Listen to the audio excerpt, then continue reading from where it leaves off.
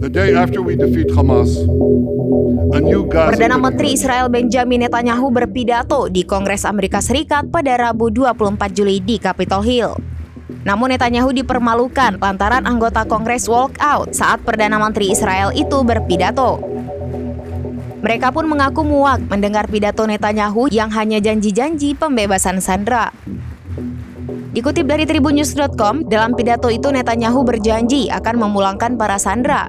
Ia pun mengaku sedang terlibat aktif dalam upaya intensif membebaskan sandera. Netanyahu mengaku ikut merasakan sakitnya keluarga sandera hingga tidak bisa diungkapkan dengan kata-kata. Bahkan Perdana Menteri Israel itu berjanji tidak akan beristirahat sebelum semua sandera kembali.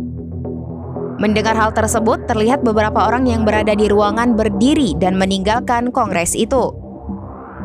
Adapun mereka yang walk out, diantaranya para politisi dan beberapa anggota keluarga yang disandra. Pasalnya, acara Kongres Amerika Serikat itu turut mengundang beberapa anggota keluarga sandra.